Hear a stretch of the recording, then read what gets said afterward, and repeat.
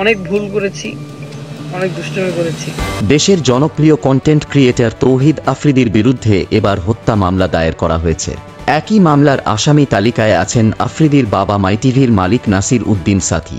1 September Jatrabari থানায় মামলাটি করেন মোহাম্মদ জয়নাল আবেদিন নামের এক ব্যক্তি। আফ্রিদি ও তার বাবা সহ মোট 25 জনের নাম আছে এই মামলার আসামি তালিকায়, যেখানে 11 নম্বর আসামি হলেন আফ্রিদি আর 22 নম্বর আসামি হলেন তার বাবা নাসির উদ্দিন সাথী। মামলার এজাহার সূত্রে জানা গেছে, হত্যার অভিযোগে দায়ের করা মামলাটিতে প্রধান আসামি করা হয়েছে বাংলাদেশের সাবেক প্রধানমন্ত্রী শেখ হাসিনাকে।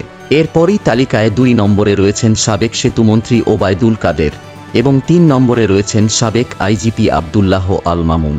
তৌহিদ আফ্রিদির নামে মামলার বিষয়টি নিশ্চিত করেছেন যাত্রাবাড়ি থানার officer in charge OC Mohammad Mainul Islam. তিনি জানান, তালিকাভুক্ত প্রত্যেক আসামির বিরুদ্ধে সুষ্ঠু তদন্ত করা হবে। তদন্তের পরই স্পষ্ট হবে আসল আসামি কারা। প্রিয় দর্শক, তৌহিদ আফ্রিদির বিরুদ্ধে হত্যা মামলা হওয়ার ব্যাপারে আপনার কি মতামত অবশ্যই এই ভিডিওর নিচে কমেন্ট করে জানিয়ে দিবেন। সত্য নিউজ সবার আগে পেতে রহস্য মেসেজ চ্যানেলটি সাবস্ক্রাইব করুন। ধন্যবাদ।